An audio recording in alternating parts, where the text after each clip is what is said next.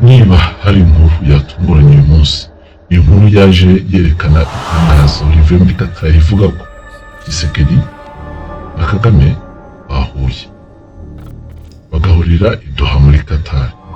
Mbese ntawatinya kuvuga yuko ubundi abantu bategereje ko abantu niba nashobora no guhura bazahurira i Rwanda, ariko birangiye nyine bahuriye muri Qatar. Umuntu yavuga ko ari agakuryo muri diplomasi kubona abantu bahuriye nyine muri Qatar, nta tangazo ryigeze riba mbere, ariko mu itangazo ryaje gusohorwa na Minisiteri y'Ububanyi n'Amahanga ya Qatar bavuze ko abantu ikintu cyumvikanyeho nuko bahita bahagarika imirwano nta mananiza, nk'uko byemejwe mu nama ya Indebere muri Tanzania. Iyo nama muribuka yarabaye Tshisekedi ntiyaje, ariko Minisitiri w'Intebe wo mu Kinshasa Madamu Sumina we yari yagiyeyo. Iyi nama rero Kateka ivuga ko yabaye mu rwego rwo kugabanya amakimbirane mu burasirazuba bwa Repubulika Iharanira Demokarasi ya Kongo. Yakiriyeyo nyine Antoine Tshisekedi Chilombo na Paul Kagame Rutaganga. Inama yari iyobowe na Sheikh Tamim bin Hamad Al Thani, akaba ari emiri nyine wa Qatar. Abakuru b'ibihugu bombi uko ari batatu bishimiye intambwe imaze guterwa mu nzira ya Rwanda na Nairobi, niko bavuze. Bavuga ko ibyo bagerageje kugeraho mu bibindi bya EAC SADC, kuvuga Afurika y'Iburasirazuba na Afurika y'Amajyepfo, bihugu bibashoboye kugeraho i Dar es Salaam muri Tanzania y'umwaka Gashyantare 2025 byabashimishije. Bashimangiye ko impande zose ziyemeje gushyira mu bikorwa mu buryo bwihuse ko bahagarika imirwano nk'uko byemejwe nyine muri iyo nama. Abakuru b'ibihugu kandi bemeje gukomeza ibiganiro ibi byatangiriye Doha muri Qatar kugira ngo barebe ko byibuze batangira kubaka urufatiro rukomeye rw'amahoro arambye. Izindi ntambara z'ubudaca ziri hagati ya Kongo Kinshasa n'ingoma ya Kagame zigahagarara. Ubwo ari Kagame ari Tshisekedi ari n'uriya Tamim bashimye nyine uko byumvikana leta ya Qatar yashoboye kubahuza, bashimira n'ubwo Tamim washoboye kubahuza. Ibyo ni ibintu basa nkaho babiganiriyeho umwanya uhagije, ariko usubije amaso inyuma ni uko aba bagabo bombi Tshisekedi na Kagame bari baranze guhura. Ubwo baherukaga guhura bakabonana abantu bari bahari baratukanye cyane biteye ubwoba. Kagame yitumberaga ko Tshisekedi yigeze kumwita Hitler, ashaka kumubwira ati yakoresheje n'ijambo ngo wanga wowe uramwica abaturage b'igihugu, agize kuvuga ngo njye naragututse wowe urimo no kunyicira abaturage b'igihugu. Byari ibintu ngo abantu barahunga barumiwe ku buryo byabaye ngombwa ko hari abantu basa nk'abari hagati, babonaga bishobora kuvamo no gusumbirana.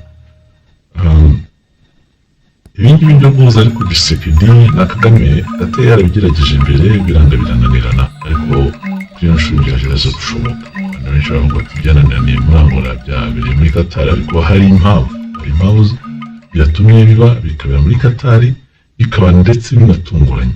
Ikindi kintu umuntu atakwibagiza ni uko bino biganiro bibaye nyuma y'uko M23 yo yanze guhura na leta ya Kongo kuri byategereje ko bahurira i Rwanda. Abantu bo muri M23 bari bavuze yuko mu bintu byatumye badashaka kubonana na leta ya Kongo ari ukubera biriya bihano by'Abanyaburayi na Amerika na Canada bafatiye abategeka M23. Rero abantu muri M23 bavuga ko ntibashobora kugira u Rwanda kuko batizeye umutekano wabo, wenda bashobora gufatwa bagafungwa. Basabaga yuko ibyo bihano bibanza bigakurwaho, kandi na leta ya Kongo Kinshasa nayo igakuraho impapuro zifata Lawrence Kanyuka, Corneille Nangaa, Bertrand Bisimwa n'uriya Makenga. Babanza bazikora n'ibyo bashakaga, ariko leta ya Kongo ntabwo yabumvise ibintu yaranze. Ariko nanone abantu bibaje bati ni gute M23 yo yanze kujya guhura na leta ya Kongo, bo nk'abanyekongo ngo bavugane ku kibazo, niba koko bafitanye ikibazo, noneho Kagame agahindukira akajya kubonana na leta ya Kongo. Kandi ibibazo M23 yavugaga ko biyibuza kujya kubona na leta ya Kongo, abantu muri leta ya Kagame nabo barabifite. Nawe akaba yakwibaza kuki M23 yitangiye Kagame we akajyayo. Ababikurikirana hafi bavuga ko Kagame ari we wanamujije mu 23 kugenda, mu 23 rero bemeye kugenda, banahisemo n'abantu batari amazina yabo atari muri ya bihano by'i Burayi, ndetse n'amazina yabo atagaragara kuri ziriya mpapuro zo gufata abanyabyaha zatanzwe na leta ya Kongo. Ibyo mu 23 yari yabirangije bisa nkaho byagiye mu murongo, ariko noneho bahindukiye baravuga bati no, ntabwo tukigiye. Ababizi bamenya amabanga y'imbere bo bakavuga yuko kwanga kugenda babitewe n'uko Kagame ari we nyamwite wabihurije. Baravuga bati uko biri kose Kagame arimo gushuka M23 kuko arimo kwibuza kujya kuvugana n'abanyekongo bagenzi babo, yagize agaciro akajya kuvuga. Kandi iyo bagiye gufata ibihano, gufatira imitungo, kubuza abantu gukandagira i Burayi, no kubwira abanyaburayi ko nta kintu cyose cyuzuye umukwa n'abo bantu, abo Kagame akoresha nibo bifata we agasigara yigaramiye. Ahantu kuvuga bano bose zino ntambara zirimo kubera ngo muri Kongo zose ni inyungu za Kagame. Amafaranga ava mu mabuye acuruzwa byose bijya mu mufuka wa Kagame, utundi dufaranga tugiye dukigenda bavunguriraho, abandi ibintu byose bisigaye bijya mu mufuka we n'uwo muryango. Yarangiza yajya gufata ibihano akaribo bafatwa, we agasigara yigaramiye.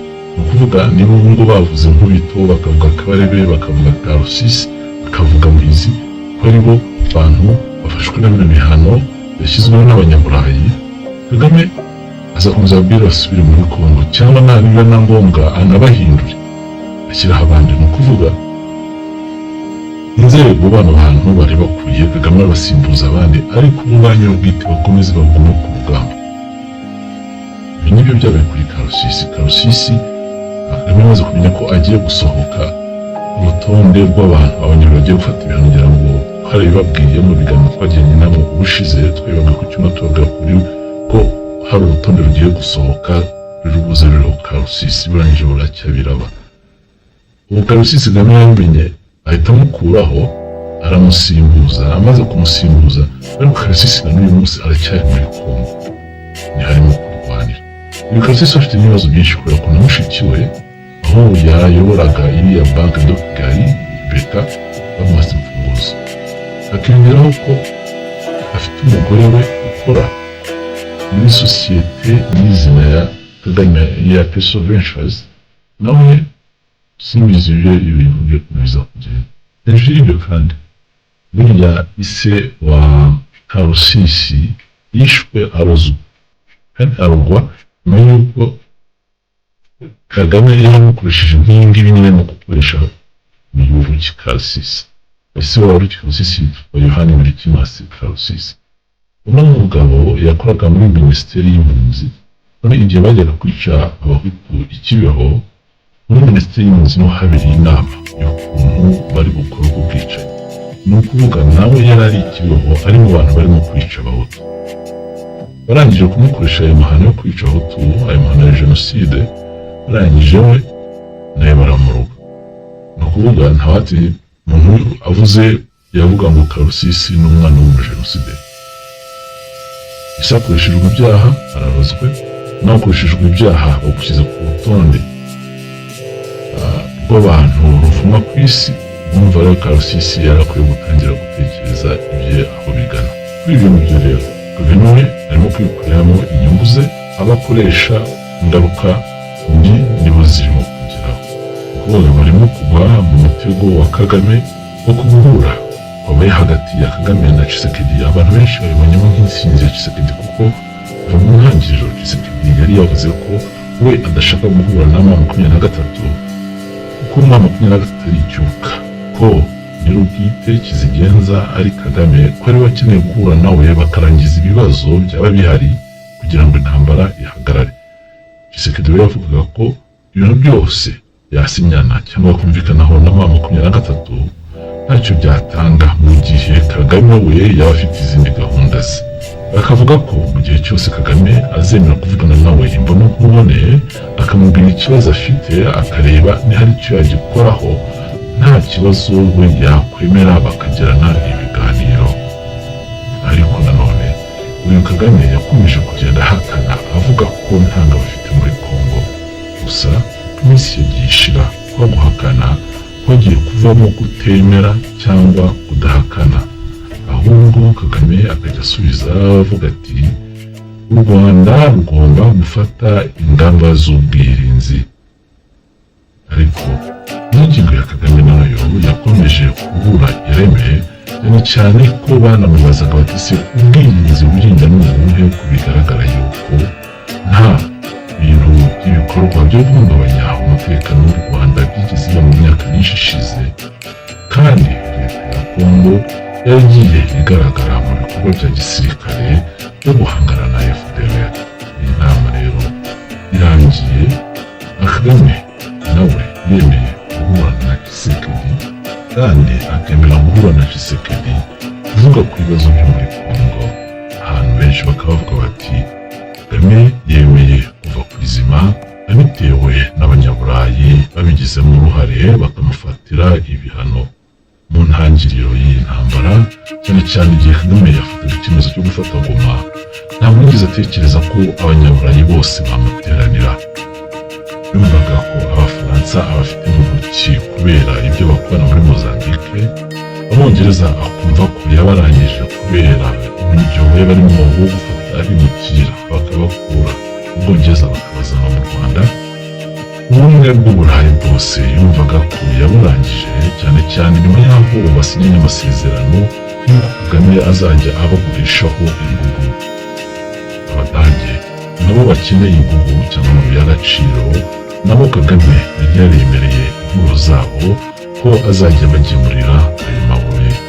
Ababiligi uko bisanzwe Kagame bo yarabakeretse, yumvaga ko ijambo ryabo ntacyo ryamutwara. Kubera kubeshya ku Babiligi no kubakeneka, Ababiligi bagahindukira akaba ari bo bashabika kugira ngo abanyaburayi bose bahagurukire Kagame. Ababiligi ntibanatinye no kubwira Abafaransa ku mugaragaro ko ari bo barimo gukingira ikibaba Kagame.